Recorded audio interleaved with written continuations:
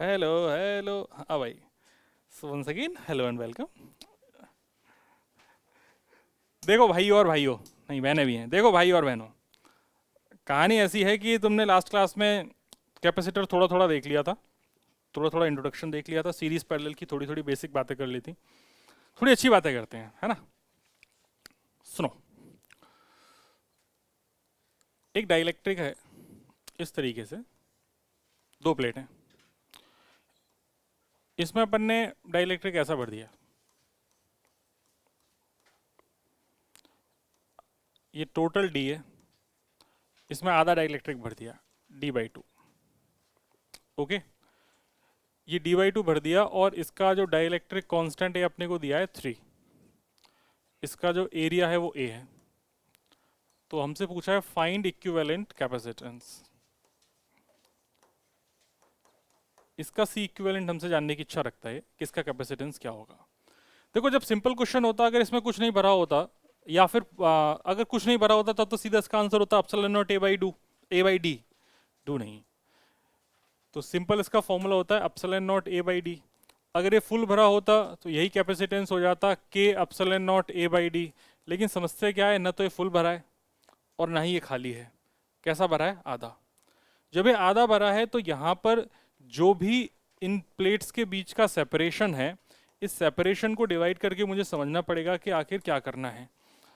तो सबसे पहले यहाँ पर हम बात करेंगे प्लेट सेपरेशन डिवीजन की।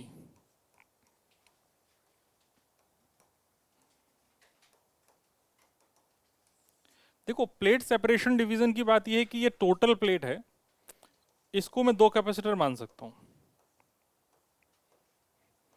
एक कैपेसिटर ऐसा जो पूरे का पूरा भरा हुआ है डाइलेक्ट्रिक से, यहाँ पे इसकी जो विड्थ है ये विड्थ D/2 है, यहाँ का जो K है वो 3 दिया है, और यहाँ पर जो दूसरा वाला है इसकी विड्थ D/2 है, लेकिन यहाँ पर कुछ भी भरा नहीं है। ये C1 मान लूँ और इसको क्या मान लूँ? C2। तो ये ऐसा लगेगा कि ये पॉइंट A है, ये पॉइंट B है, ये A और B के बीच में दो कैपेसिटर हैं जो सीरीज में कनेक्टेड हैं। ऐसा देखेगा कि नहीं देखेगा? अगर ये ऐसा तुम्हें दिख गया तो इसके बाद क्वेश्चन खत्म हो जाता है। जो C1 होगा उसको तुम लिख दोगे epsilon not A upon D की जगह लिख दोगे D/2, और यहाँ पर K आ जाएगा क्योंकि ये पूरे का पूरा फुल भरा है। K की वैल्यू क्वेश्चन में कितनी दी है? 3। तो 3 × 2, तो मैं आराम से लिख रहा हूँ 3 × 2 एप्सिलॉन नॉट A/D, मतलब ये हो गया 6 एप्सिलॉन नॉट A/D। यहाँ तक कोई प्रॉब्लम? सिमिलरली जब C2 निकालेंगे तो C2 तो आराम से आ जाएगा epsilon not A upon D/2, मतलब 2 एप्सिलॉन नॉट A/D। यहाँ तक कोई प्रॉब्लम नहीं है। इसको समझने के लिए क्या मैं 6C0 लिख दूं और क्या मैं इसको 2C0 लिख दूं? कोई प्रॉब्लम तो नहीं ना इससे। जैसे ही ऐसा हो जाएगा तो सीरीज कॉम्बिनेशन के लिए C इक्विवेलेंट का फॉर्मूला था C1 C2 upon C1 plus C2। तो ये हो जाएगा मेरे पास 6C0 into 2C0 upon 6C0 plus 2C0। ये तो ये हो जाएगा 12, और 12 नीचे कितना हो जाएगा? 8। 12/8C0, मतलब 4×3 = 12, 4×2 = 8, मतलब 3/2C0 हो जाएगा। 3/2C0 का मतलब ये हो जाएगा 3/2 एप्सिलॉन नॉट A/D। क्या ऐसे बात आप समझ पाए जो मैंने लिखा? है ना, आसान है। आप लोग छापना चाहेंगे? छाप लीजिए। कौन सा वाला? हाँ, वो टी वाला फॉर्मूला भी हम डायरेक्टली यहाँ पर इस्तेमाल कर सकते थे। बहुत बढ़िया क्वेश्चन। ये इसलिए इस्तेमाल किए नहीं किया क्योंकि जो बोर्ड है, बोर्ड तुमसे चाहता है कि तुम इससे सॉल्व करो। बोर्ड कभी नहीं चाहता कि तुम उस फॉर्मूले का इस्तेमाल करो, ठीक है? वरना उस फॉर्मूले से भी ये आंसर एक लाइन का है। अगर कोई जल्दी तुम्हें ऑब्जेक्टिव वगैरह में करना हो तो इसका मेथड नंबर 2 ही हमेशा यूज करना है। C बराबर क्या था? Epsilon not A upon D minus T plus T/K। एक लाइन में आंसर आ जाता epsilon not A D minus D/2 plus D/2 divided by 3। तो ये 3 epsilon naught A by 2d, सीधा आंसर आ जाता। ठीक है,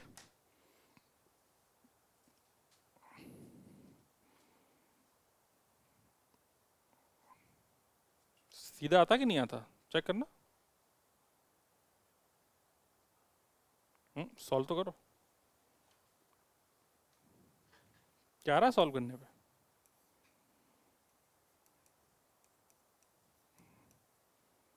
क्या कर रहा है? आ जाएगा।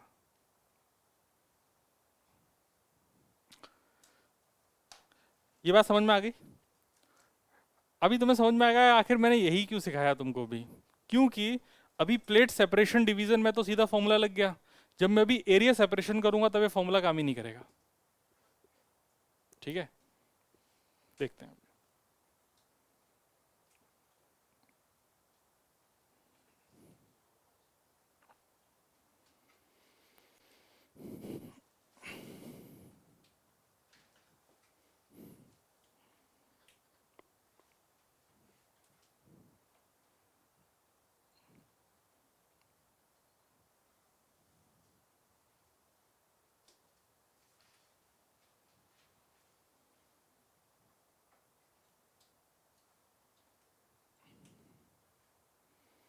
आज 2-3 लोग कम लग दिख रहे हैं। कौन कम है? दक्ष, हाँ? श्रेया, हाँ। क्या हुआ उसके घर पे? वो नहीं, वो क्लास के बीच में से भी तो गई थी ना कल, परेशान।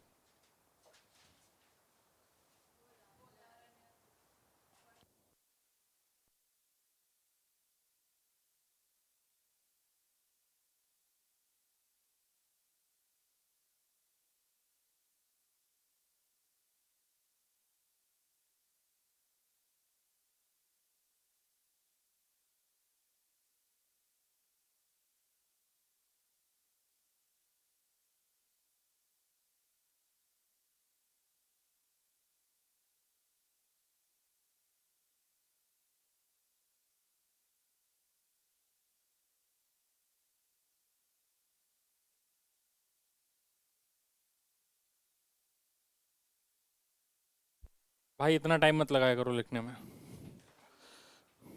ठीक है? देखो, अब अगला क्वेश्चन ऐसा आ सकता है आपके सामने कि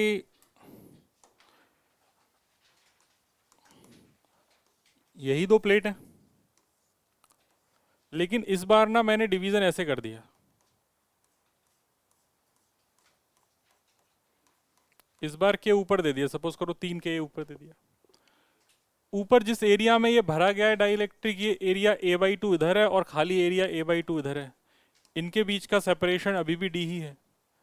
और हमसे पूछ रखा है कि फाइंड सी इक्विवेलेंट, इसका नाम a, इसका नाम b, तो c अक्रॉस a भी हमसे पूछा गया है। तो इसको जो सॉल्व करेंगे, इसको सॉल्व करने में अपन को देखना है, वो उसको बोलते हैं एरिया सेपरेशन या प्लेट एरिया डिवीजन।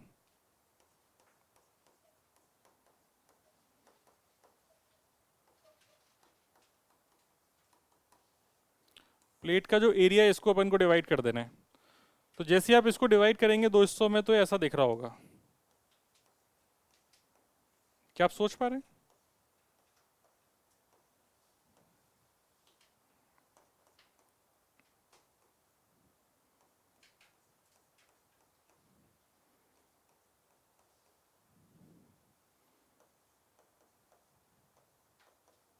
इसको C1 नाम दे दिया, इसको C2 नाम दे दिया, कोई प्रॉब्लम है यहाँ तक? जैसे ये समझा कि हमें इनको पैरेलल में करना है, तो अब हमें पता है C इक्विवेलेंट हो जाएगा मेरे पास C1 प्लस C2। C1 की बात कर लेते हैं, तो C1 में हम लिखेंगे के epsilon naught A upon D/2, और ये हो जाएगा epsilon naught A upon D/2, sorry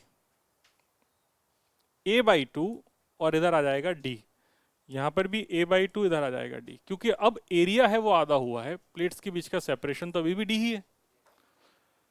तो K की वैल्यू 3 है, तो 3 epsilon naught A upon 2D plus epsilon naught A upon 2d। तो ये सॉल्व हो गए, 3 और 1 4, मतलब 2 epsilon naught A by D बच गया।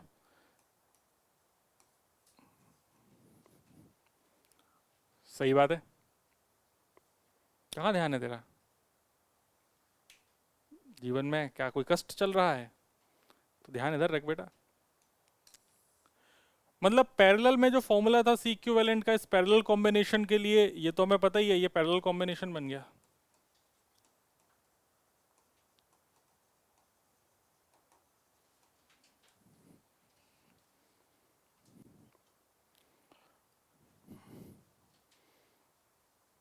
ठीक है जी, यहाँ तक कोई समस्या किसी को?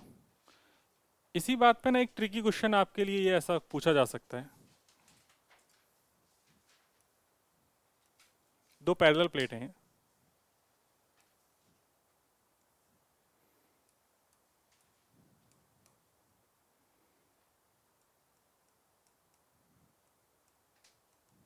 इन दोनों प्लेट्स का एरिया ए है, इनके बीच का सेपरेशन डी है। ठीक, जो एरिया ओवरलैप हो रहा है ये एरिया है ए बाई 3। तो हमसे पूछ रहा है कि अगर ऐसा है तो इसका सी बता दो, सी अक्रॉस ए बी कितना होगा? करो तो सही।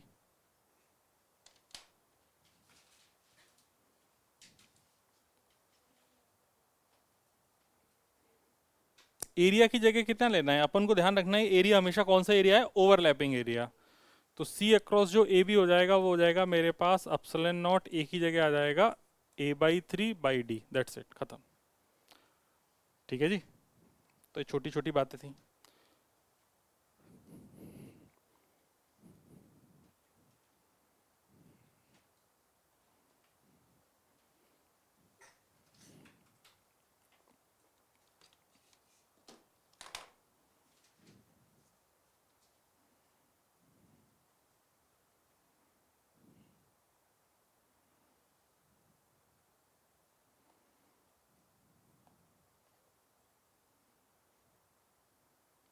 क्या आप लोगों को व्हीटस्टोन ब्रिज आता है?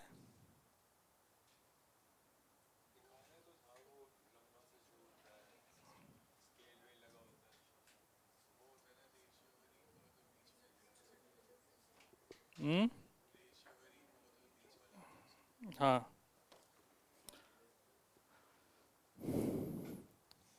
आगे बढ़े बेटा, तो जल्दी लिखा कर, है ना, बार बार कर रहे नहीं सुन लूँ मैं अब। थर्ड चैप्टर में ही है, लेकिन वो यहाँ पर भी लगता है। पढ़ाने का सीक्वेंस यही होना चाहिए कि पहले करंट इलेक्ट्रिसिटी ही होनी आनी चाहिए, देन कैपेसिटर आना चाहिए, लेकिन आपके एनसीईआरटी में सीक्वेंस थोड़ा हिला हुआ है।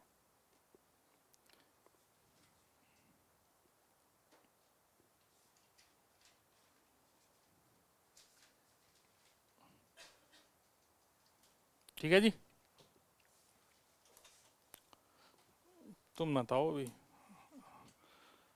अगर तुम्हें इतनी सी बात समझ में आ गई तो अब तुम इक्विवेलेंट कैपेसिटेंस निकालने के लिए तैयार हो। इक्विवेलेंट कैपेसिटेंस निकालने की प्रक्रिया शुरू करते हैं।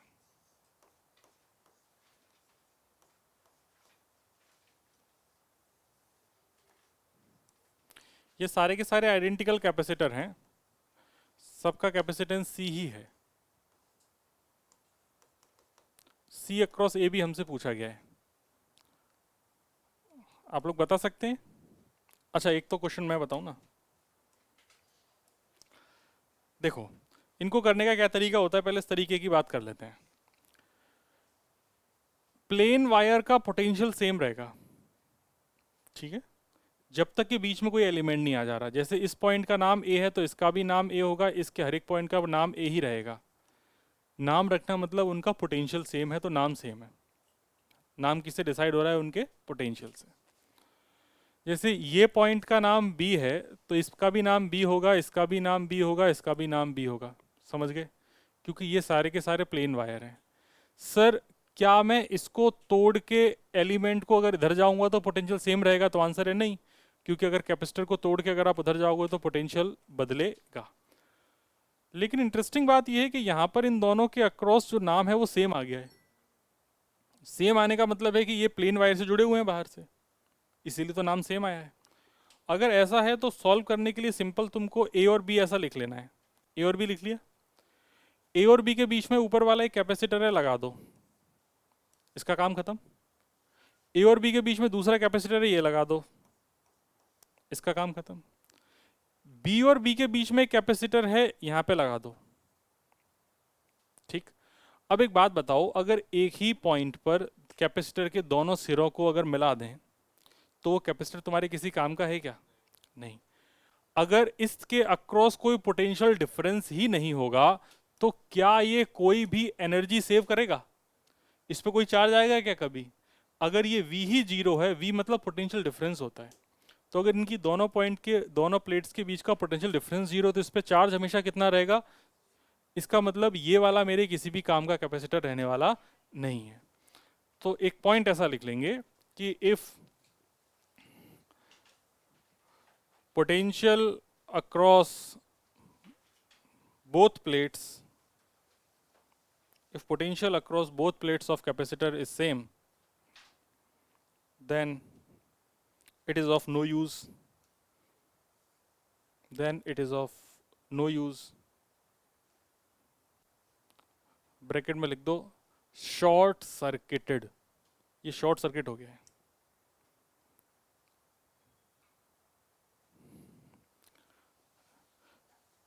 देखो शॉर्ट सर्किट का मतलब अगर तुम्हें समझना है तो सिंपल ये है कि एक कोई एलिमेंट है, कैपेसिटर, इंडक्टर, रजिस्टर, कुछ भी हो सकता है, इसको शॉर्ट सर्किट करना है, इसका मतलब इसके दोनों सिरों का पोटेंशियल सेम कर देना है। इसको सेम करने के लिए इसको एक प्लेन वायर से जोड़ दो, हो गया शॉर्ट सर्किट। अब जो भी करंट आएगी वो करंट इस एलिमेंट में ना जाके इस वायर से फ्लो कर जाएगी। चमक गई बात? तो शॉर्ट सर्किट का मतलब ये होता है। वैसे ही तो कुछ यहाँ पे हुआ है, ये वाला कैपेसिटर इसीलिए तो किसी काम का नहीं रहा, क्योंकि इसके दोनों सिरों के अक्रॉस पोटेंशियल सेम हो गया, तो ये मेरे किसी भी काम का अब नहीं है। अब तुम्हारे पास ये C और ये C, ये दोनों पैरेलल में है, तो इनका जो इक्विवेलेंट आएगा वो कितना आ जाएगा? कितना? 2C, क्योंकि तुम्हें पता है जो C इक्विवेलेंट होता है वो कितना होता है? C1 प्लस C2, मतलब C प्लस C बराबर 2C। ठीक है, क्या ये बात समझ पाए तुम लोग? ठीक है।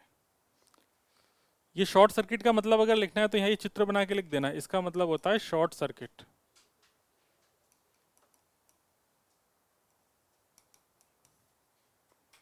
ये वाला चित्र बना के लिख देना। यहां पर कुछ भी हो सकता है, कैपेसिटर की जगह रजिस्टर हो जाए, इंडक्टर हो जाए, बैटरी हो जाए, कुछ भी हो जाए, जो भी एलिमेंट को शॉर्ट सर्किट करना है प्लेन वायर से जोड़ दो, ऐसे हो गया शॉर्ट सर्किट। प्लेन वायर से, ये प्लेन वायर है ना, प्लेन वायर का मतलब है कि दोनों टर्मिनल के अक्रॉस पोटेंशियल डिफरेंस सेम है। पोटेंशियल सेम है मतलब पोटेंशियल डिफरेंस जीरो है। ठीक है ना? चलो मिटा दूं इसे।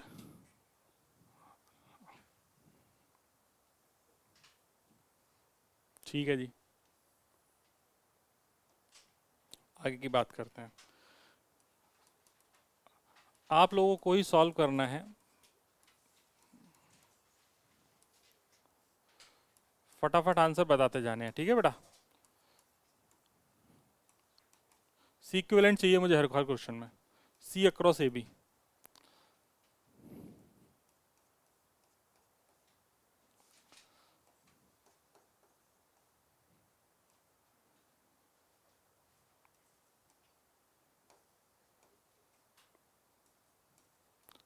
कैपेसिटर सारे आइडेंटिकल है हमेशा।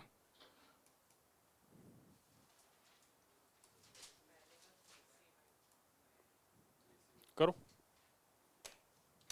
पेन उठाने की जरूरत नहीं इन सब में, आराम से हो सकते हैं हवा में। पहले का 3C/2 सही है, दूसरे का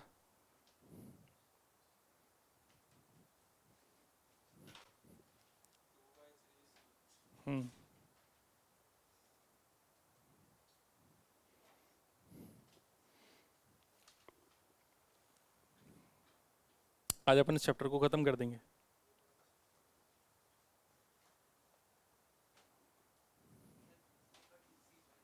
अजी 2C/3, हाँ सही है। चलो देखो हवा में कैसे करते हैं वो सीखते हैं, उसके बाद देखेंगे कैसे करना है। ये दोनों किस में है? बोलते जाओ सर इधर देख के। सीरीज में। सीरीज में है तो सी और सी का कितना हो गया? गधों, कितना हो गया? गलत नहीं करना यार, रजिस्टर से उल्टा है। सीरीज में सी और सी का C/2। C/2 और सी किस में है? पैरेलल में। तो C/2 प्लस सी कितना हो जाएगा? खत्म हो गया, बात खत्म। तो C/2 प्लस सी, तो आंसर हो गया 3C/2। इधर आ जाओ, पैरेलल में है, पैरेलल में कितना हो जाएगा? 2C, C1 प्लस C2, हाँ है ना? तो पैरेलल में C और C कितना हो गया? 2C। 2C और C किस में है? सीरीज में। इसका तो वैसे फॉर्मूला है C1 C2 upon C1 plus C2, लेकिन मैंने तुम्हें डायरेक्टली भी बोल रखा है जब डबल हो तो डबल का 1/3 आंसर है। C और 2C का आंसर क्या है? डबल का 1/3। तो आंसर कितना हो जाएगा? 2C/3। ये बताया कि नहीं बताया? ठीक है, तो ये हो जाएगा C 2C upon C plus 2C, तो आंसर हो जाएगा 2C/3। ओके, चलो आगे देखो। छाप लिया? अरे हाँ ना।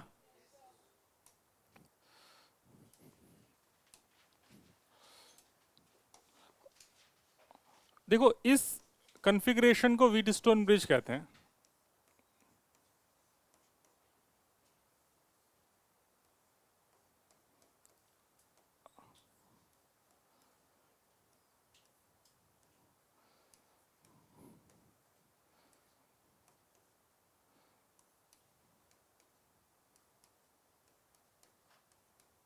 इस पॉइंट का नाम कुछ और रख लो वरना कंफ्यूजन बना रहेगा।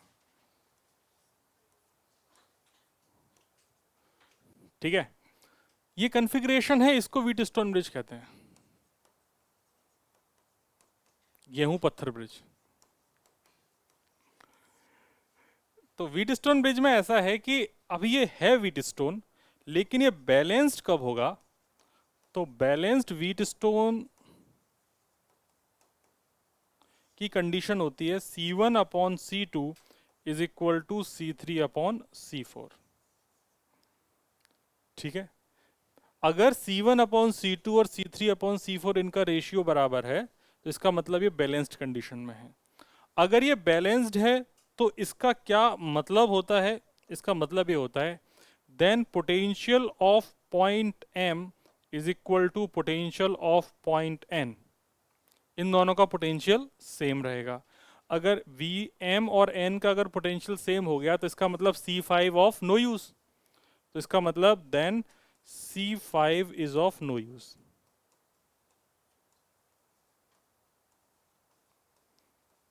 तो उस केस में ये व्हीट स्टोन जब बैलेंस्ड हो जाएगा, तो उस केस में जब ये किसी काम का ही नहीं है तो उसको हटा दिया जाए। तो इसको हटा देते हैं, तो इसको हटा दिया, ये A हो गया, ये B हो गया, खत्म हो गया। C1 C2 C3 C4 ये ऐसा बच जाएगा बस। अब इसको सॉल्व करना, देखो कितना आसान है। ये दोनों सीरीज में, ये दोनों सीरीज में, देन आपस में पैरेलल। चमक गई बात? क्या तेरा तभी से नहीं क्या? तनिष्क, कनिष्क, क्या नाम है तेरा? कुश, क्या बात है, तेरी तभी से ही नहीं? तो आंखें तेरी नसीली क्यों हो रही हैं? पक्का नींद का ही है ना? कोई मादक द्रव्य का सेवन करके तो नहीं आया है? तो ये हेडिंग लिख लेना इसमें, व्हीट स्टोन ब्रिज, और ये लिख बना लेना। अब क्या होता है कि इसके जो क्वेश्चन होते हैं, हाँ गेहूं पत्थर ऐसे ही है, व्हीट स्टोन, इसके जो क्वेश्चंस होते हैं वो तुम्हें कभी दिखेंगे नहीं कि यहाँ व्हीट स्टोन है। जैसे देखो मैं तुम्हें दिखाता हूँ एक तो क्वेश्चन।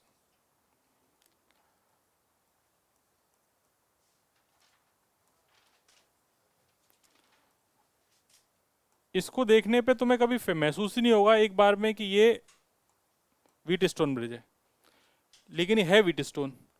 इसको सोचते कैसे हैं वो भी देखो। इसको निकालने के लिए हमेशा पहला स्टेप है नामकरण करना। जब भी तुम्हें C इक्विवेलेंट निकालना हो किसी भी सर्किट में, तो पहला काम होता है उसका नामकरण करना। क्या करना? नामकरण। तो इसका नाम M और इस पॉइंट का नाम N रख दिया। इसका नाम A है तो इसका भी A है, इसका भी A है। इसका नाम B है तो ये भी B है, ये भी B, क्योंकि प्लेन वायर है। इतना समझ में आ गया? उसके बाद तुमने जो नामकरण किया है वो लिखो। तुमने एक तरफ A, एक तरफ B, एक तरफ M, और एक तरफ n, ऐसा लिखा है। एक तो तुम्हारा है a और m के बीच में, तो ऐसे काउंट करो, a और m के बीच में एक है, कौन सा है, c। फिर a और n के बीच में ये दूसरा है, तो a और n के बीच में दूसरा हो गया, तो इसका भी काम खत्म हो गया। कहाँ गया, हो गया। फिर m और n के बीच में एक 2c, तो ये 2c हो गया, तो इसका भी काम हो गया। फिर n और c के बीच में है, तो n और b के बीच में है, तो ये हो गया c। n और b के बीच में, फिर देखो m और b के बीच में है, तो ये गया। क्या अब तुम्हें दिख गया ये व्हीटस्टोन है कि नहीं?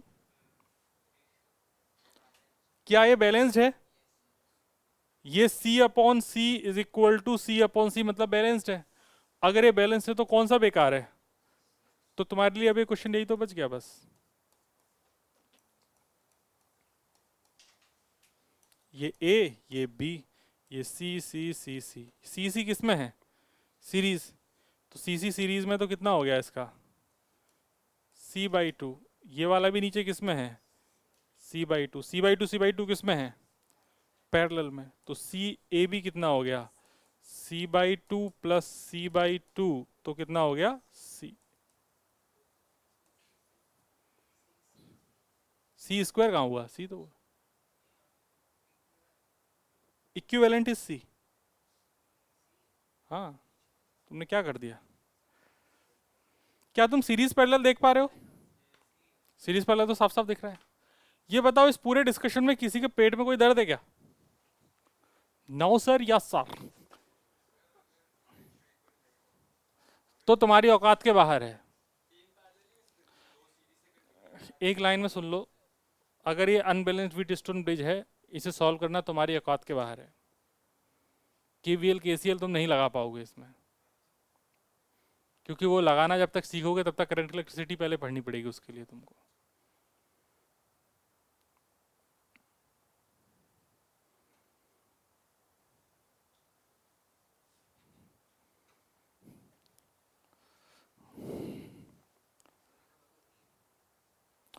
हाँ बताओ, क्या नहीं समझ आया नेमिंग में? देखो, यहाँ पर जहाँ जहाँ मैं नाम लिख सकता था ए वहां तक तो कोई प्रॉब्लम नहीं है, प्लेन वायर है। बी में भी कोई प्लेन वायर है। क्या हर एलिमेंट के अक्रॉस कोई नामकरण हो चुका है अभी तक? तुम पूछा था, पता चला नहीं। जहां पर ये जंक्शन है, जहां पर मैंने एम लिखा है, वो अभी बाकी था, तो उस जंक्शन का नाम मैंने एम रख दिया। एम नाम रखने से ए और एम के बीच के दोनों नाम हो गए, एम और एन के बीच में दोनों नाम हो गए, अगर उधर एन नाम लिख दूं, और फिर एम और बी के बीच में एक नाम हो गया। तो जहां जहां तुम नाम नहीं लिख पा रहे हो, वहां उसे नाम दे दो, ठीक है ना?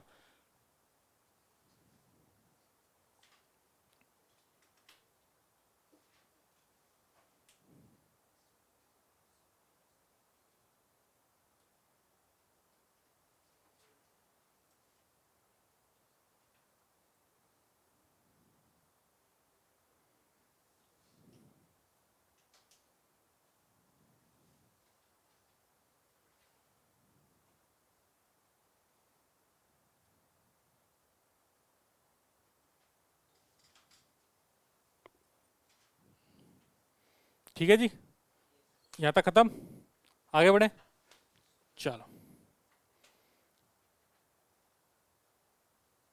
हम आगे तो नहीं चले गए।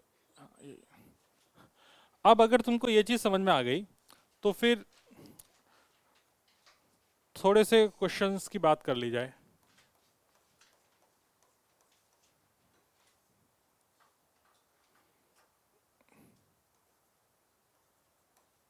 हमने शायद ये क्वेश्चन कर रखे हैं क्या, 3 वाले 2 वाले लास्ट क्लास में किए थे क्या?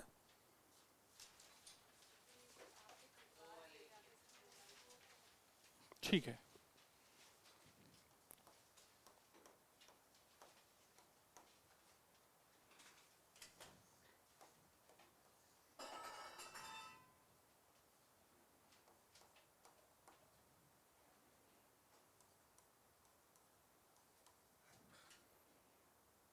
Find potential across each capacitor. Find potential across each capacitor. Find potential across each capacitor.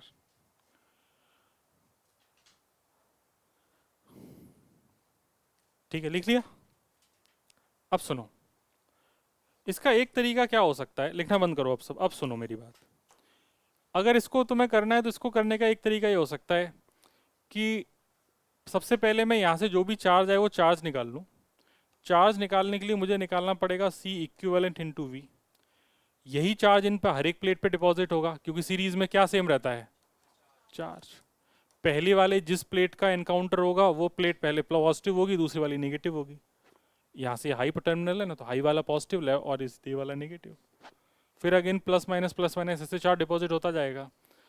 एक बार मुझे अगर इन सब पे चार्ज पता चल गया तो इसके अक्रॉस का पोटेंशियल V1, इसके अक्रॉस का V2 और इसके अक्रॉस का V3 ही तो निकालना है। उस केस में V1 हो जाएगा मेरे पास Q अपॉन C1, V2 हो जाएगा Q upon C2 and V3 हो जाएगा Q अपॉन C3। क्या मुझे इस क्वेश्चन में चार्ज पूछा है उसने? जब चार्ज पूछा ही नहीं है तो मैं इतनी मेहनत ही क्यों करूं C इक्विवेलेंट निकालने की? फिर मैं रेशियो वाला गेम खेलूंगा ना। ये तीनों किसमें हैं, सीरीज में। ये तो हो गया मेथड 1, तुम C इक्विवेलेंट निकाल के करो। मेथड नंबर 2 है कि ये सारे के सारे किसमें हैं, सीरीज में। और अगर ये सारे के सारे सीरीज में हैं तो मैं बोल दूंगा कि देख भाई, अगर ये सीरीज में है तो जो Q बराबर CV में Q सेम होगा क्योंकि सीरीज में है। और अगर Q सेम है तो जो पोटेंशियल होगा वो कैपेसिटेंस के इनवर्स रेशियो में डिवाइड होगा। मतलब V1 is to V2 is to V3 जो होगा वो हो जाएगा 1 upon C1, 1 upon C2, 1 upon C3, है ना। 1 अपॉन 2, 1 अपॉन 1, 1 अपॉन 3। अब इस रेशियो को सॉल्व कैसे करना है, तो नीचे एलसीएम ले ले, तो कितना हो गया 6। इस 6 को ऊपर मल्टीप्लाई कर दे तो 6/2, 6/1, 6/3, तो ये रेशियो हो जाएगा 3:6:2। समझ गए? तो रेशियो को ऐसे सॉल्व करना है। इन तीनों का क्या निकाल लिया मैंने, एलसीएम, और ऊपर मल्टीप्लाई कर दिया। मैं लाल का रंग से इसे लिख ही देता हूँ इस वाली बात को, कि मैंने यहाँ पर इसके डिनोमिनेटर का एलसीएम लिया है और इसका एलसीएम 6 आया है, जिसको मैंने यहाँ पर ऊपर मल्टीप्लाई किया है। किस लिए किया है, ताकि मैं इसको सिंपल इनवर्स की बजाय नॉर्मल रेशियो में ले आऊँ। तो अब मेरे पास क्वेश्चन आसान हो गया। अब मेरे पास हो गया कि V1, V2, V3 का जो रेशियो है वो 3, 6, 2 है। अब अगर मुझसे कोई V1 पूछे तो मैं बोलूँगा देख 3 अपॉन इन तीनों का समेशन 3 + 6 + 2, हाँ या ना। और डिवाइड किसको करना था, 100 को। तुम समझे मैंने क्या किया? V2 के लिए यहाँ पर कितना आ जाएगा 6, और 6 3 9, 9 और 2 11, तो 11 इंटू 100। और V3 कितना हो जाएगा 2 अपॉन 11 अगेन इंटू 100। कौन सा वाला ज्यादा आसान है, C इक्विवेलेंट निकाल के या ऐसे डायरेक्ट? ये डायरेक्ट, ऐसे ही करना है।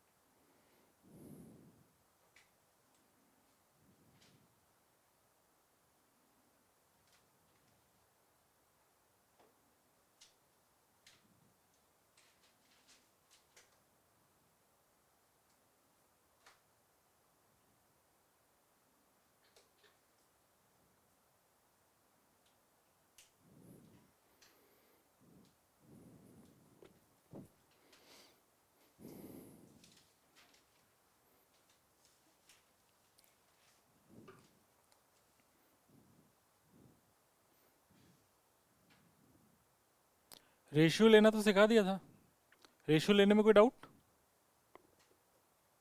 नहीं? कोई डाउट है तो पूछ लेना, है ना, घबराना नहीं।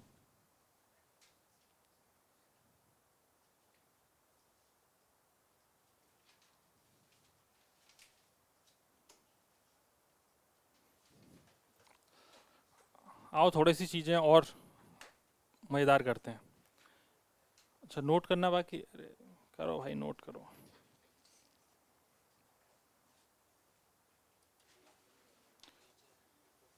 ठीक है, आगे देखते हैं। अगला क्वेश्चन ये है कि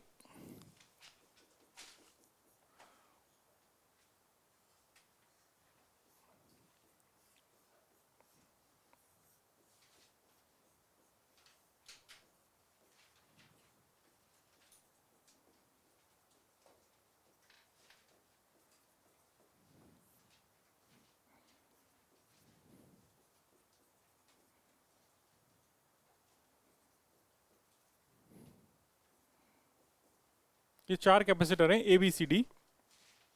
इस पूरे में 24 माइक्रोकूलम चार्ज आया है। Find charge on each, find charge on each capacitor. हर एक कैपेसिटर पे क्या चार्ज होगा ये हमें जानने की इच्छा रखते हैं, बताइए।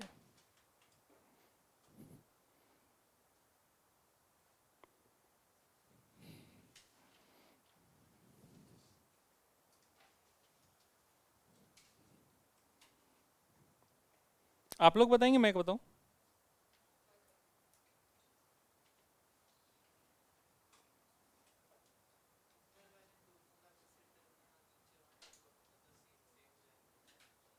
तो वैल्यू बताओ मुझे, बाकी दुनिया से मतलब नहीं है।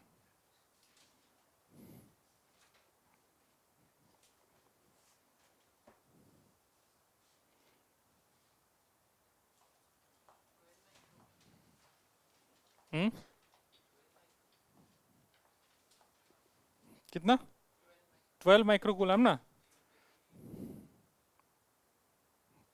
बोलो बोलो बोलो।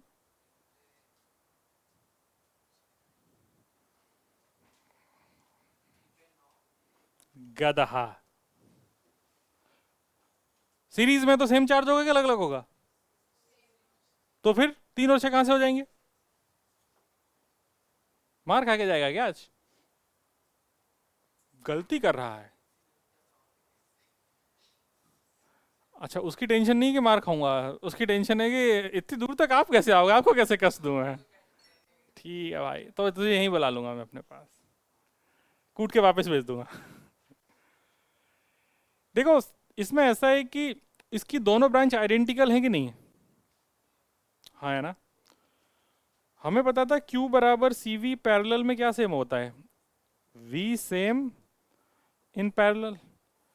ये दोनों पैरेलल में हैं, दोनों आइडेंटिकल हैं, तो जो चार्ज होगा वो कैपेसिटेंस के रेशियो में डिवाइड हो जाएगा। कैपेसिटेंस दोनों ब्रांचेस का सेम है।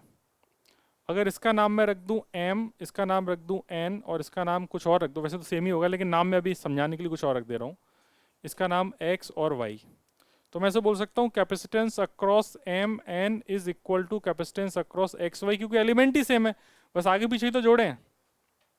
सही बात है।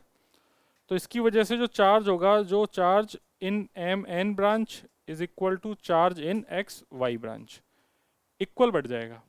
तो इसमें कितना चला जाएगा 12 माइक्रोकूलम, और इसमें भी कितना चला जाएगा 12 माइक्रोकूलम। यहां तक कोई डाउट नहीं? तो उसने पूछा था कि चार्ज बता दो, तो देखो charge on A, charge on B, charge on C, charge on D, सभी में कितना है 12 में, हर एक पे 12 12 12 12 ऐसा है। यहां तक कोई प्रॉब्लम? अगर इसी हिसाब से अगर मैं तुमसे पूछूं कि पोटेंशियल डिफरेंस अक्रॉस ए कितना होगा, तो पोटेंशियल डिफरेंस अक्रॉस हो जाएगा charge upon A upon capacitance of A. सही बात है। तो चार्ज कितना है इस पे 12 माइक्रोकूलम, और कैपेसिटेंस कितना है इस पे, कैपेसिटेंस है इसका ए का 2 है ना, तो कितना हो गया 6 वोल्ट हो गया। सिमिलरली अगर मैं मान लो मैं बी के अक्रॉस पूछूं, तो बी के अक्रॉस कितना हो जाएगा, तो बोलोगे charge upon B capacitance of B, मतलब 12 माइक्रो अपॉन 6 माइक्रो, तो मतलब कितना हो गया 2 वोल्ट। ये भी तो आइडेंटिकल ही है, तो जितना ये ए पर है, ए कितने का था 2 का, उतना ही डी पर होगा, तो यही अक्रॉस डी हो जाएगा, और यही अक्रॉस क्या हो जाएगा सी। माथा क्यों पकड़ के बैठी है? क्या हो गया प्रिया? कोई प्रॉब्लम बेटा? पेट में दर्द, सिर में दर्द, आंखों में दर्द, दिल में दर्द? अच्छा, ठीक है।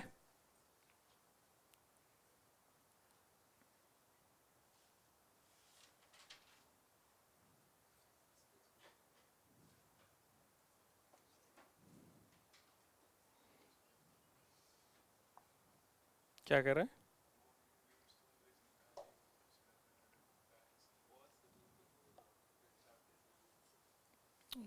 एक बार में समझता नहीं है ना, एक आध बार समझ जाएगा। अगला क्वेश्चन लिखो।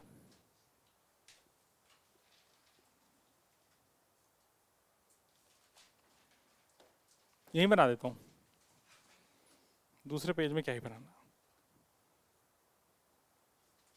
अगला क्वेश्चन ऐसा लिख सकते हैं कि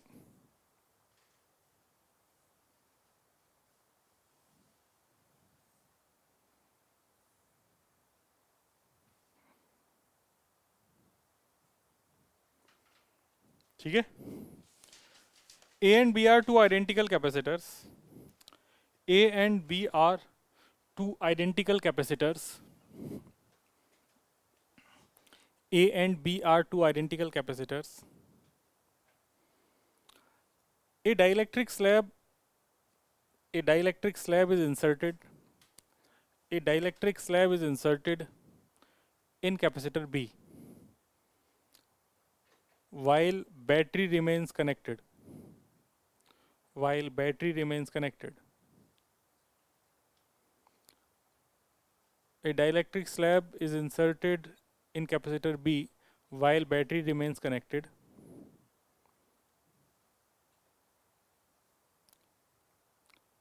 Will energy stored in A increase? Question mark. Will energy stored in A increase? Question mark. करो, सिंपल क्वेश्चन एकदम। नो, सिंपल नहीं है? अच्छा, नो, आंसर नो है। ओके, मैंने सोचा भाई क्या हो गया। अच्छा, आंसर इज नो।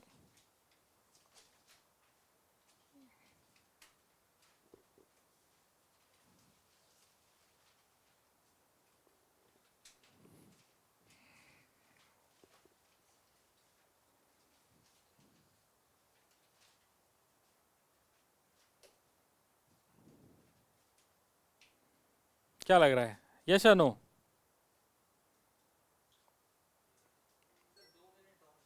अच्छा अच्छा,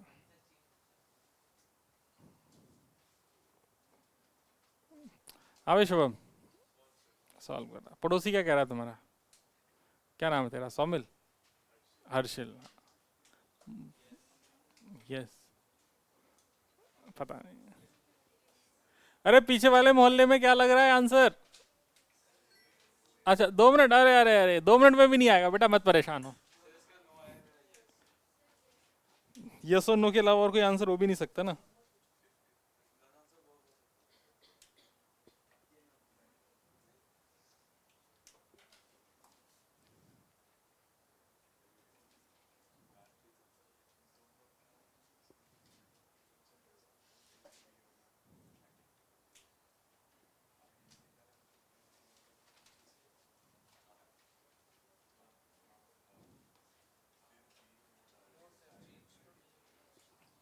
हम्म, क्या? यस या नो? चलो भाई देखते हैं क्या है। एक बैटरी थी, बैटरी लगी रही है, आइडेंटिकल कैपेसिटर है सी और सी। देखो, एनर्जी स्टोर जब भी किसी कैपेसिटर में देखोगे तो एनर्जी स्टोर या तो हाफ सी वी स्क्वायर से देखोगे या फिर क्यू स्क्वायर बाई 2c से देखोगे। इन दोनों में क्या चीज़ सेम रहेगी हमेशा? दोनों में हमेशा जो भी चार्ज इस बैटरी से फ्लो के आएगा दोनों में सेम ही डिपॉजिट होगा, है ना। अगर इन दोनों में चार्ज सेम डिपॉजिट होगा तो मुझे कौन से फॉर्मूले से गवर्न करना चाहिए, Q²/2C से। जैसे ही तुमने इसके अंदर डाइलेक्ट्रिक भरा तो इसका कैपेसिटेंस तो बढ़ गया और इसका कैपेसिटेंस अभी कितना है, C। तो C इक्विवेलेंट बिफोर कितना था, तो बिफोर का आंसर है सर C इक्विवेलेंट पहले C/2 था।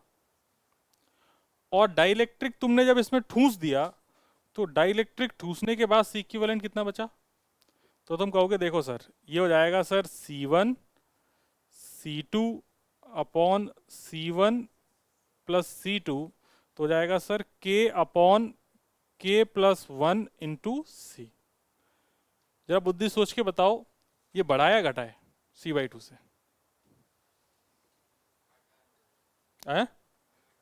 घटा है, पक्की बात, कैसे सोच रहे हो, K अपॉन K प्लस 1 1 से छोटा है, तो 1/2 भी तो 1 से छोटा है, ये 1/2 C/2 था ना, तो तुम्हें कंपैरिजन तो इसी से देखना है ना, हो सकता है 1 से छोटा हो, ठीक है। ये मिटा दूं, ये वाला तो हो गया ना, या नहीं मिटाऊं, एक्चुअली चलो नहीं मिटाते, इसको दूसरे पेज पे समझा देते। तो तुम्हारे पास जो चीज निकल के आई थी वो ये आई थी कि C जो बिफोर था वो निकल के आया C/2 और C इक्विवेलेंट जो आफ्टर आया वो आया K upon K plus 1 into C। अपन को ये कंपेयर करना था इन दोनों के C में क्या अंतर रहा। तो एक काम करो, इसको समझने का बेस्ट तरीका है कि K की वैल्यू हमेशा 1 से तो बड़ी होगी, तो K हमेशा 1 से बड़ा रहेगा। तो मैं एक काम करता हूँ, इसमें K की वैल्यू को 2 डाल देता हूँ समझने के लिए, समझ नहीं तो है। K की वैल्यू को 2 डाल दिया तो जो C आफ्टर आएगा वो आपके पास कितना आ जाएगा, 2 अपॉन 2 प्लस 1 C मतलब 2C/3, मतलब 0.6C आया कि नहीं आया, अरे हाँ आया ना, ठीक है। अगर K की वैल्यू को यहाँ पर अगर मैं 3 डाल दूँ तो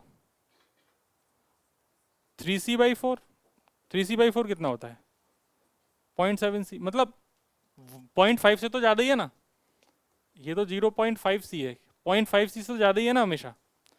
तो इसका मतलब कौन ज़्यादा हुआ, बिफोर या आफ्टर। तो मैं ऐसा बोल सकता हूँ C after is greater than C before.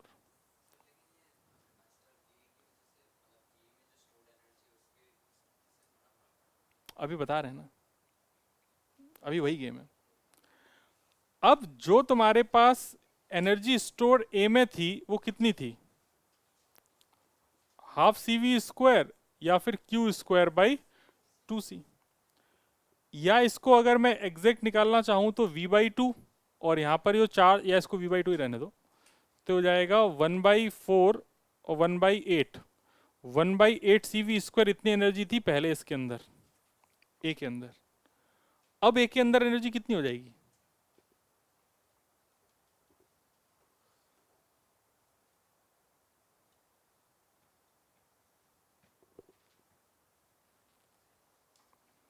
कहाँ यार, देखो इसका आंसर निकालना बहुत आसान है। तुमने ये समझ लिया कि जो C था वो बिफोर एंड आफ्टर में कैपेसिटेंस तो बढ़ गया सिस्टम का। अगर सिस्टम का कैपेसिटेंस बढ़ गया तो जो चार्ज बैटरी से बाहर निकलेगा वो C इक्विवेलेंट इंटू V होगा। तो जो बैटरी से जो Q नेट निकल रहा है वो Q नेट भी तो आफ्टर वाला ज्यादा होगा कि नहीं होगा, क्योंकि C इक्विवेलेंट आफ्टर वाला ज्यादा है। तो इसकी वजह से Q net after is greater than Q net before. अगर बैटरी से पहले के कंपैरिजन में ज्यादा चार्ज बाहर आया है तो ज्यादा चार्ज स्टोर होगा।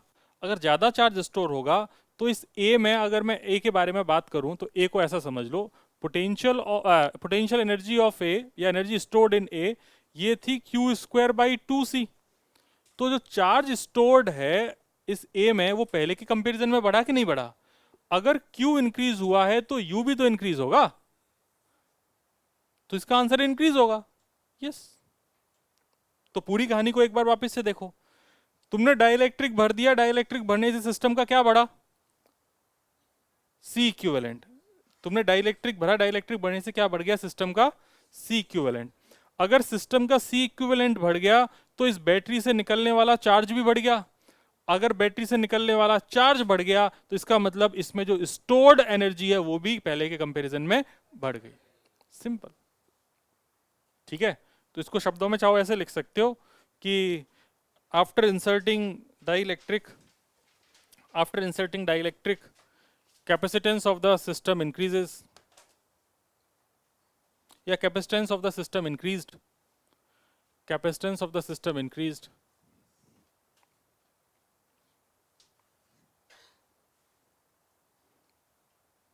that's why charge coming from battery also increased।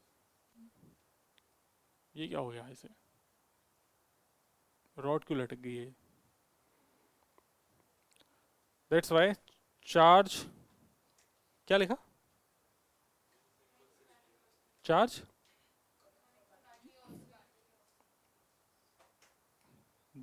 बस खत्म। चार्ज इंक्रीजेस तो energy stored in capacitor A increases, charge increases तो कैपेसिटर ए में जो एनर्जी स्टोर्ड है वो इंक्रीजेस। ठीक है जी, चलो ये सब बातें हो गई। इसमें से आपको ये तो छापना रहेगा ना, शायद ये तो छापना ही पड़ेगा आपको।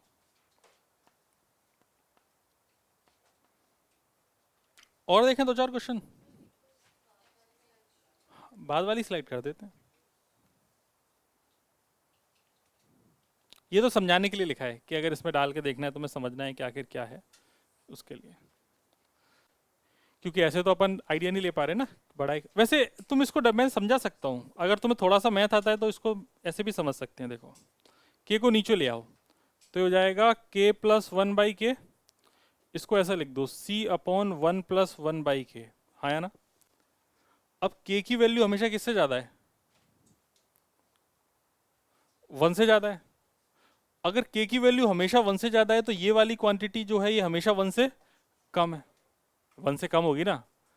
अगर के वन से ज्यादा है तो वन बाई के हमेशा वन से कम है, इसका मतलब ये पूरा हमेशा लेस देन टू ही तो रहने वाला है। और अगर इसका डिनोमिनेटर हमेशा लेस देन टू है तो ये पूरी क्वांटिटी हमेशा ग्रेटर देन हाफ होगी। तुम समझे मैंने क्या समझाया तुम्हें गणित में? ठीक, मैथ्स वाले समझे होंगे, बायो वाले कह रहे होंगे पता नहीं क्या हो गया, इतनी बेइज्जती।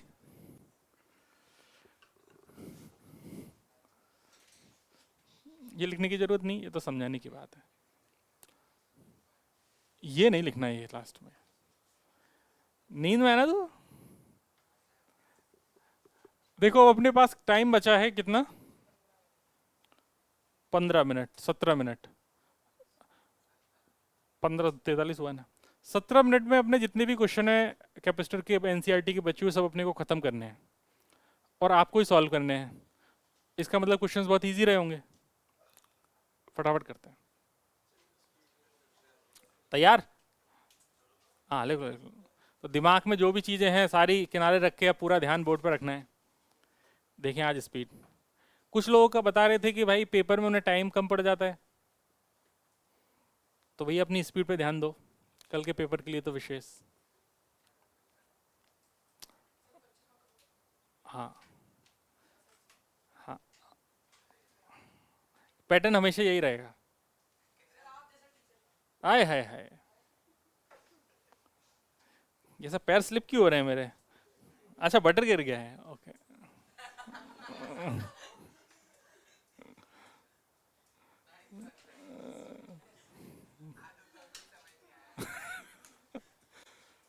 चलो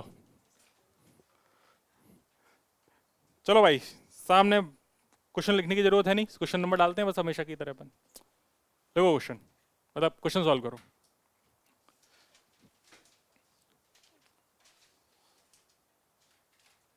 ये पिको फेरेड है, पिको फेरेड, पिको मतलब 10⁻⁻12।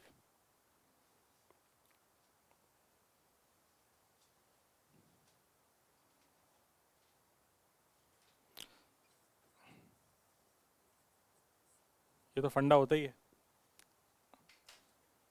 आप लोग करेंगे या मैं करूं? पीली टी शर्ट बता।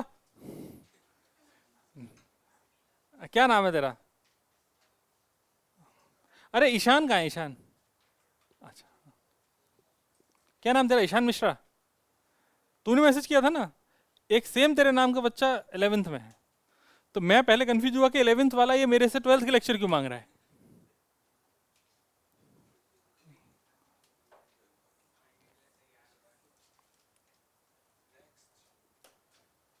हो गया। इसने ये बोला कि कैपेसिटेंस है, एक कैपेसिटर है जिसका कैपेसिटेंस है 8 पिकोफैरेड, इसकी वैल्यू है 8 पिकोफैरेड। अब इसने कहा कि अब मैं एक काम कर रहा हूँ, इस कैपेसिटेंस के अंदर एक तो डाइलेक्ट्रिक भर दिया, मैंने कहा ओके, और डिस्टेंस को प्लेट का कर दिया आधा, तो हो जाएगा 2k epsilon not a by D, मतलब 2kc। 2k की वैल्यू कितनी दे रखी है क्वेश्चन में? 6, और c की वैल्यू कितनी है? 8। तो कितना हो गया?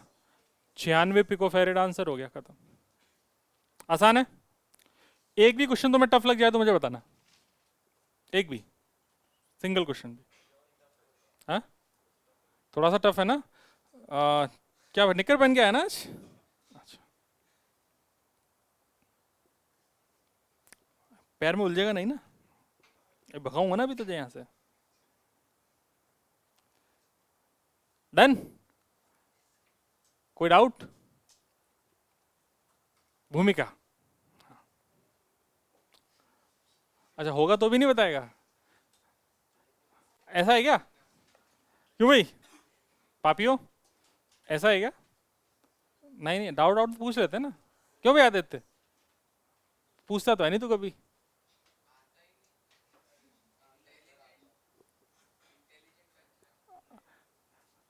Three capacitor each of capacitance 9 pico farad are connected in series, तो तीन को सबसे पहले सीरीज में जोड़ देंगे।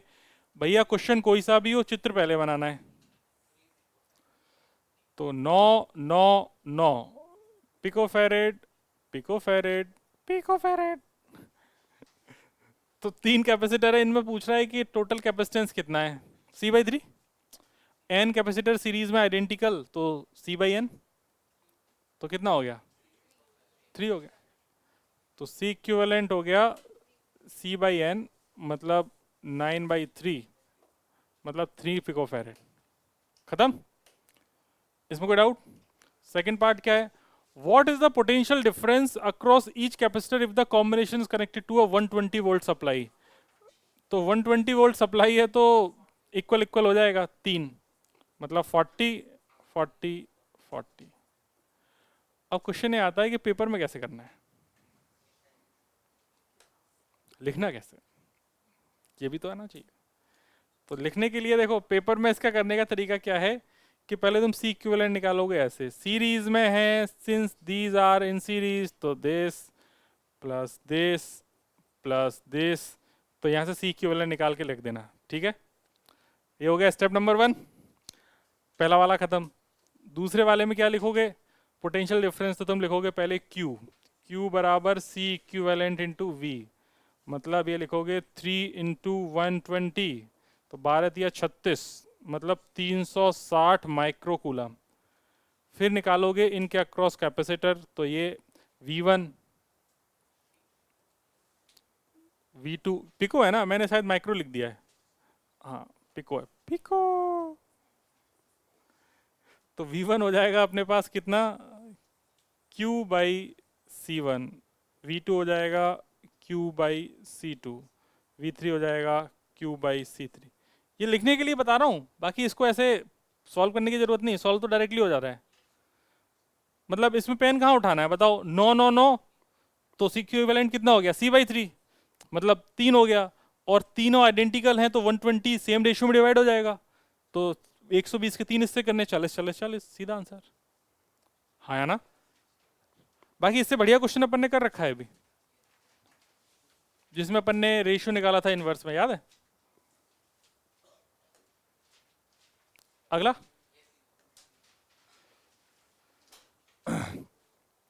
चलो फटाफट बताओ।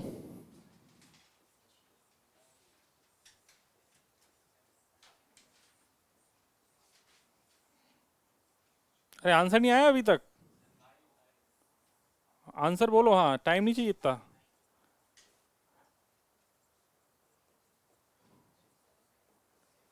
सीरीज में है कि पैरेलल में है? तो क्या करना पड़ेगा, C1 plus C2 plus C3, तीनों को ऐड कर देंगे। 2 प्लस 3 प्लस 4, 4 3 7 2 9 पिकोफैरेड। भी देखते हैं, 100 वोल्ट की सप्लाई के अक्रॉस अगर कनेक्ट कर दें तो चार्ज पूछा है, तो चार्ज हर एक पे पूछा है। अब ध्यान रखना पैरेलल में तीनों पे चार्ज अलग अलग होगा कि सेम होगा? अलग अलग होगा। तो इन पे अगर चार्ज निकालना है तो Q1 कितना हो जाएगा, C1 इंटू वी। Q2 कितना हो जाएगा, C2 into we. And Q3 कितना हो जाएगा, C3 इंटू वी। C1 के अक्रॉस भी पोटेंशियल ड्रॉप कितना है, 100। C2 का अक्रॉस भी कितना है, 100। एंड C3 का अक्रॉस भी कितना है, 100। तो कहानी खत्म, पैसा हजम। 10 picofarad into 100 volt, 3 picofarad into 100 volt, और कितना है, 4 पिको इंटू 100, तो ये हो जाएगा 200 पिको कूलम, 300 पिको कूलम और 400 पिको कूलम। घटिया क्वेश्चन है यार, टाइम वेस्ट हो रहा है ऐसा लग रहा है मुझे तो। तुम्हें टफ तो नहीं लग रहे? बहुत टफ है ना। अगला करो। मेरे हिसाब से इतनी देर में बोर्ड पे लिखता हूँ, उतनी देर में तो तुम कर लेते होगे कॉपी में खुद।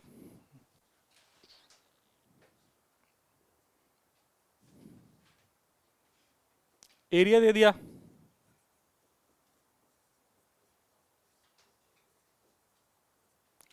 डी दे दिया, मीटर में कन्वर्ट कर लिया।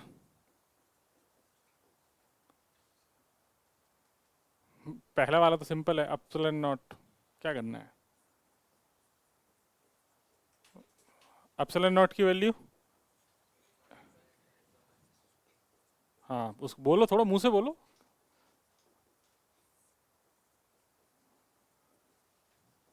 सॉल्व कर लोगे। कैपेसिटर को अगर 100 वोल्ट सप्लाई सेलेक्ट कर दिया तो चार्ज पूछा है, Q बराबर CV, खत्म।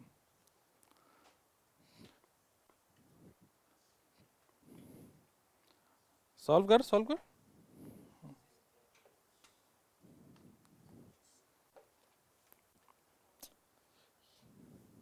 हम्म,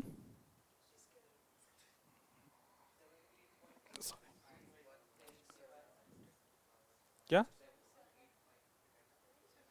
कितना आ रहा है, आ रहा है।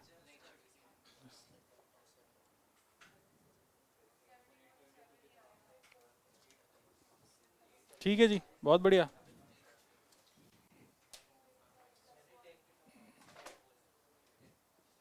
हम्म हम्म, ठीक है, ठीक।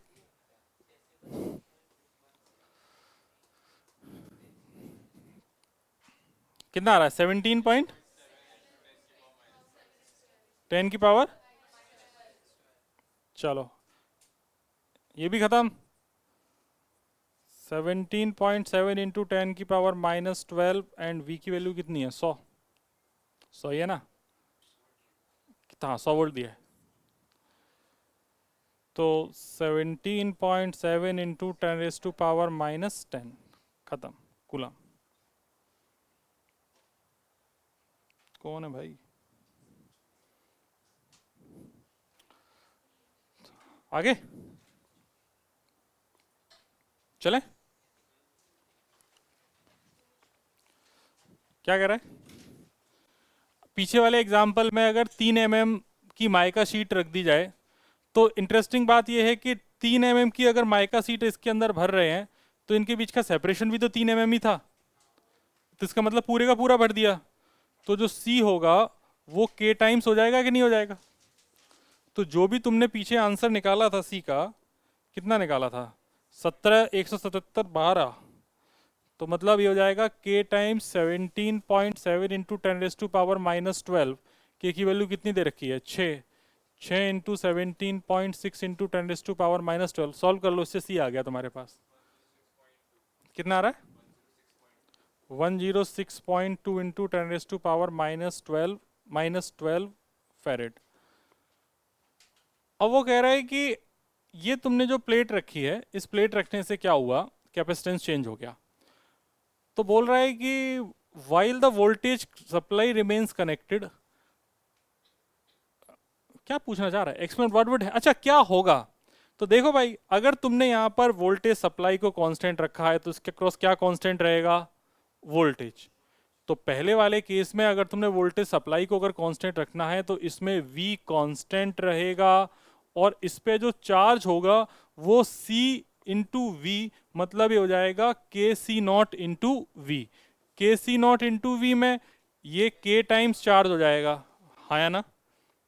मतलब पिछले वाले क्वेश्चन में जो तुमने चार्ज निकाला था, ये चार्ज का भी K टाइम्स हो जाएगा।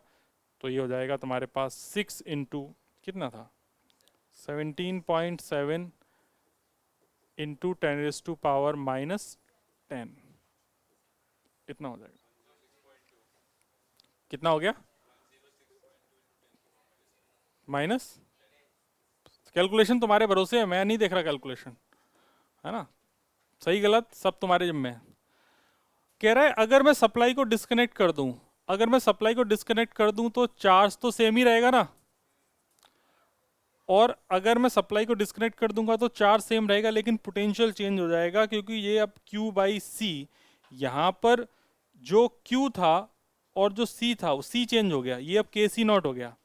तो पहले जो भी चार्ज था 17.7 इंटू 10⁻⁻12 के 6, और ये C नॉट के सी नॉट तुम निकाल ही चुके हो ना।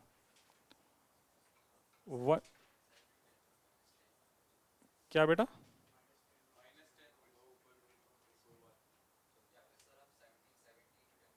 इसकी बात कर रहे हो,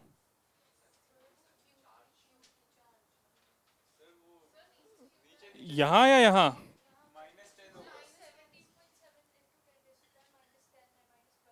अच्छा ये 12 है, ये 10 है, ऐसा है। अच्छा, तो ये वो चार्ज है, मैं कुछ और कुछ गलत है क्या, प्रिंटिंग एरर और तो नहीं है, हाँ मैं कह रहा भाई क्या हो गया ऐसा, ऐसी कौन सी प्रिंटिंग एरर हो गई। तो बोल रहा है कि अगर मैं सप्लाई को डिस्कनेक्ट करने के बाद अगर मैं इसमें प्लेट्स को रखूंगा तो इसमें पोटेंशियल डिफरेंस चेंज हो जाएगा, चार्ज सेम रहेगा। तो चार्ज जो तुमने निकाला था पहले वो कितना निकाला था, 10⁻⁻10 था, तो ये चार्ज ये हो गया और कैपेसिटेंस ये हो गया। इसको सॉल्व करके जो भी आंसर आएगा ये तुम्हारा पोटेंशियल डिफरेंस चेंज हो जाएगा। पोटेंशियल डिफरेंस पहले के कंपेरिजन में बढ़ेगा या घटेगा, घटेगा, 1/k टाइम्स हो जाएगा, मतलब 100/6 हो जाएगा, हाँ या ना, मैं ऐसा ही तो है, ये 100/6 हो जाएगा सिंपल। तो 100/6 इसका आंसर हो जाएगा सीधा। मैंने डायरेक्टली कैसे सोचा पता है, देख V बराबर Q/C होता है, आराम से कैपेसिटर था, अब इसमें कुछ भी कनेक्टेड नहीं है, बैटरी वैटरी कुछ नहीं है, तुमने इसको 100 वोल्ट की बैटरी से कनेक्ट किया था तो इसके अंदर कुछ चार्ज आ गया था, और ये पूरा डाइलेक्ट्रिक भरने से पहले इसके अंदर कुछ पोटेंशियल डिफरेंस, कुछ चार्ज था, जो चार्ज था वो कितना था, 100, ऐसा ही तो है, नहीं 100 नहीं था, पोटेंशियल डिफरेंस हो है, कैपेसिटर कनेक्ट 100 वोल्ट सप्लाई, और 100 वोल्ट सप्लाई क्या कह रहा है, after the supply were disconnected, supply को अगर मैं डिस्कनेक्ट कर दूं तो यहाँ पर जो भी चार्ज था, चार्ज तो अभी भी उतना ही रहा, चार्ज अभी भी सेम रहा, लेकिन कैपेसिटेंस तुम्हारा K टाइम्स हो गया। अब ये जो चार्ज है, ये चार्ज Q/C0 पुराने V0 के बराबर होगा कि नहीं होगा, और ये V0 की वैल्यू तुमने पहले कितनी दे रखी है क्वेश्चन में, 100। तो मैंने इसको सॉल्व किए बिना ही डायरेक्टली बोल दिया कि ये 100 आएगा, ऊपर 100/6 आएगा, ठीक है, इसलिए मैंने डायरेक्टली बोल दिया है 100/6 आएगा। तुम्हें समझ में आया है, ठीक है, चलो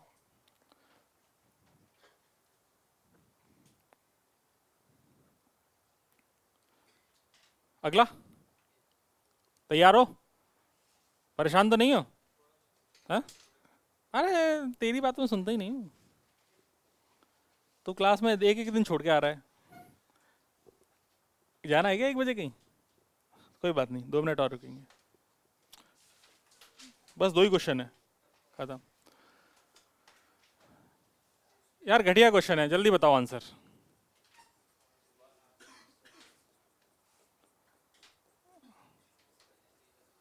बोलो बोलो आंसर, बोलो आंसर।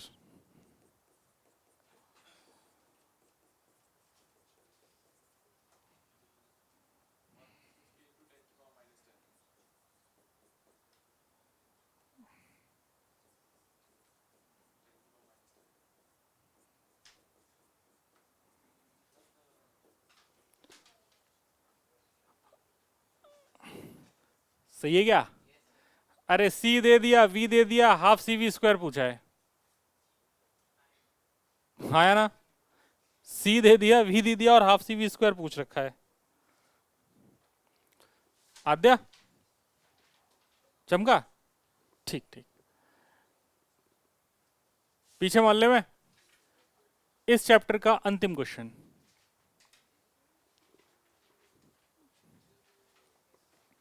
यही रात अंतिम, यही रात भारी। क्या क्वेश्चन है? How much energy lost in the process? तो आधी चली गई, एकदम सही बात है। लेकिन सॉल्व करना पड़ेगा ना, कुछ तो लिखो।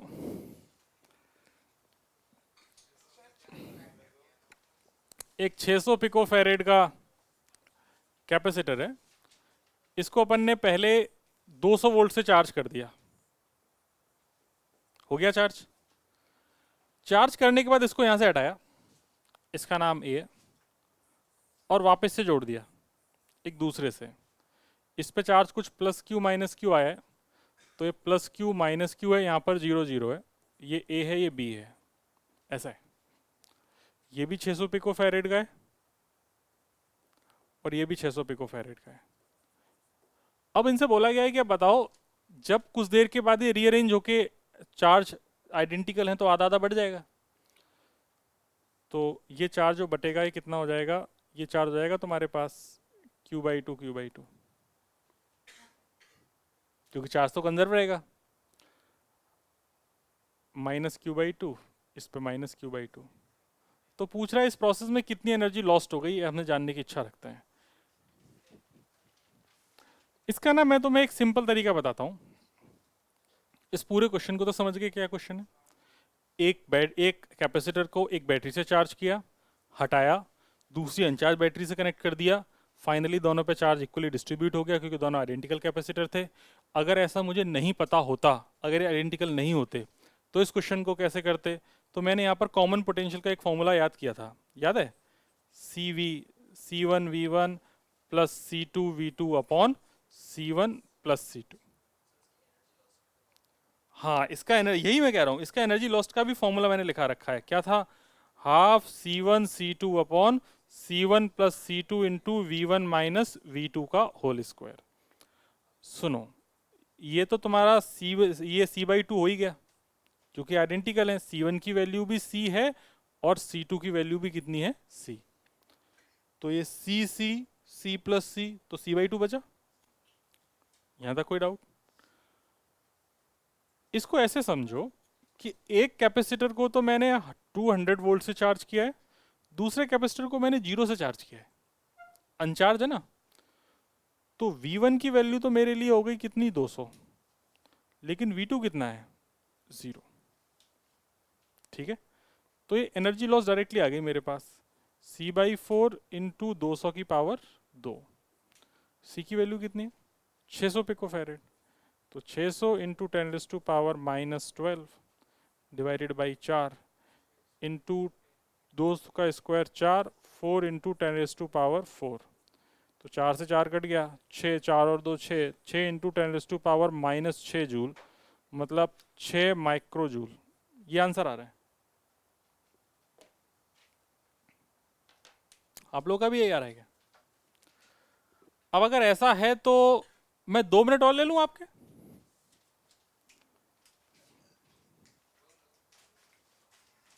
एक है? ठीक है, मैं क्वेश्चन कराना चाहता हूं।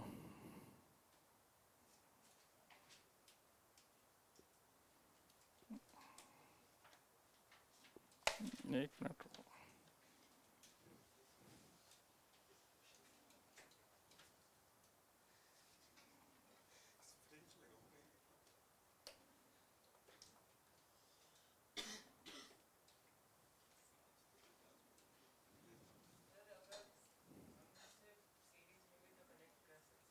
ना ना ना ना ना ना।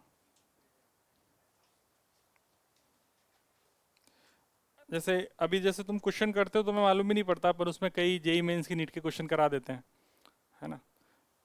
तुम्हें तुम्हें कभी मैं ऐसे बता के नहीं करा था, इसमें काफ़ी क्वेश्चंस तुम्हारे जेई और नीट के हैं जो अपन ने क्लास में कराए हैं। एक क्वेश्चन मुझे कराना है, वो क्वेश्चन लिखो। C1 C2 are two identical capacitors. C1 C2 are two identical capacitor.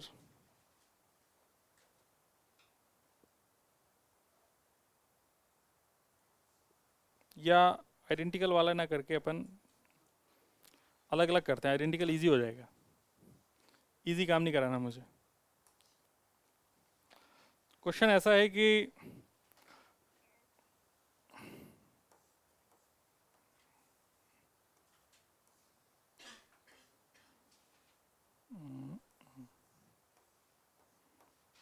Easy easy थोड़ी कराना है, तुमको इल्यूजन में नहीं रखना है कि तुम्हें कुछ आता है।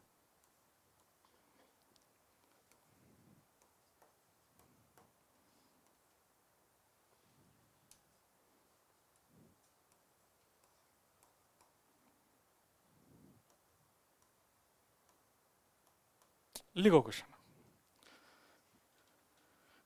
A capacitor of 2 microfarad is charged as shown in the diagram.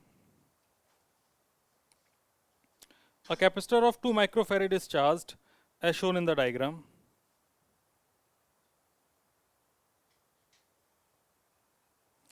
When the switch S is turned to position 2, when switch S is turned to position 2, then find percentage of its energy dissipated, then find percentage of its energy dissipated. बर्बाद हो गई, loss हो गई, कितना percent इसकी energy loss हो गई। ये नीट में आया हुआ क्वेश्चन है। इस पे दो क्वेश्चन आ चुके हैं ऐसे, एक उड़ीसा वाली नीट में आया था 2019 में, ये 2016 में आया था शायद। उड़ीसा वाली नीट क्या है ना, वो उस टाइम एक तूफान आया था 2019 में बड़ा, तो जब उसमें तूफान आया तो वहाँ पे नीट का पेपर हो नहीं पाया, तो वहाँ पे उड़ीसा वाले बच्चों के लिए दोबारा से नीट हुआ था, साइक्लोन आया था। कर ना,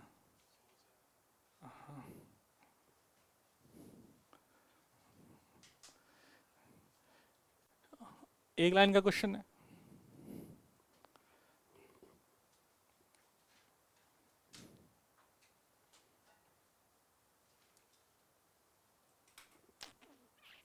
प्रिया, नहीं नींद उड़ गई तेरी अब तो नींद नहीं आ रही। हाँ,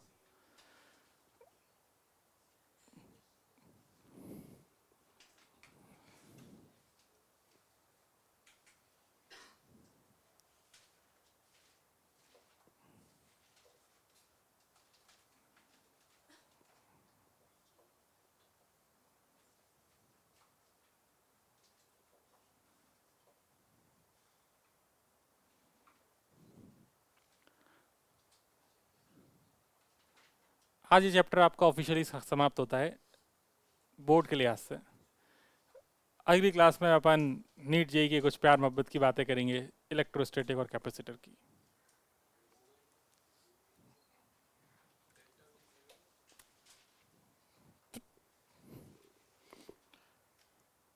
चलो देखते हैं क्या क्वेश्चन है।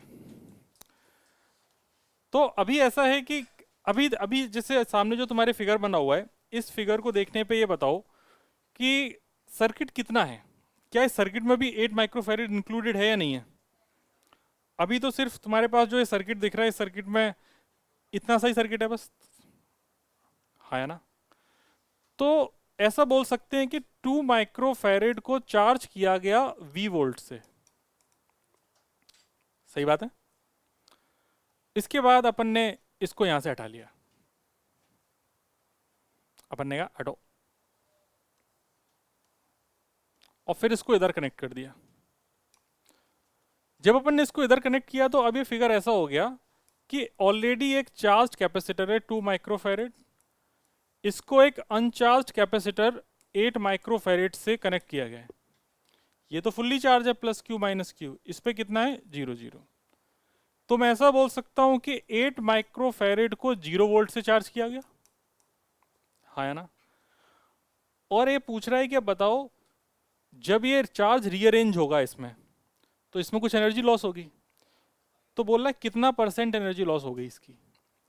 तो जब भी तुम परसेंटेज लॉस की बात करते हो तो परसेंटेज लॉस का मतलब होता है इनिशियल, देखो लॉस हमेशा हो रहा है तो इनिशियल ज्यादा रहा होगा, तो initial minus final upon initial into 100, यही तो मतलब है। तो ये लिखा हुआ है u initial minus u final divided by u initial, मतलब ये लिखा हुआ है delta u upon u initial into 100, हाँ है ना। यहाँ पे भी 100 है। डेल्टा u मैं डायरेक्टली निकाल सकता हूँ, डेल्टा u मुझे निकालना आता है। डेल्टा u है half c1 c2 upon c1 plus c2 into micro into v minus 0 का स्क्वायर। यहां तक कोई प्रॉब्लम? हाफ c1 c2 अपन c1 plus c2 into v1 minus v2 का स्क्वायर। दूसरा, इनिशियल एनर्जी इसमें कितनी स्टोर्ड थी, तो इनिशियल एनर्जी इसको तुमने इससे ही तो चार्ज किया है बस, तो इनिशियल एनर्जी है half 2 micro into V square. मैंने जो फॉर्मूला इस्तेमाल किया है वो फॉर्मूला भी मैं यहाँ लिख देता हूँ। मैंने लिखा है half c1 c2 upon c1 plus c2 v1 minus v2 का whole square divided by half c1 v square. देखो बहुत कुछ तो उड़ गया, वी स्क्वायर से वी स्क्वायर उड़ गया, हाफ से हाफ उड़ गया, इंटू 100 से मल्टीप्लाई करना भी नहीं भूलना है, इंटू 100। तो ऊपर तो मेरे हिसाब से बच रहा है सिर्फ 8, नीचे बच रहा है 10 और इधर बच रहा है 100, तो ये आंसर है 80%। मतलब इस प्रोसेस में कितनी एनर्जी लॉस हो गई? 80%। ठीक है ना। आज के लिए इतना ही, हम फिर मिलेंगे, तब तक के लिए शुभ रात्रि, शब बखैर। Thank you very much, bye bye. ये दोनों ऐसे क्यों भागे कि ऐसा मतलब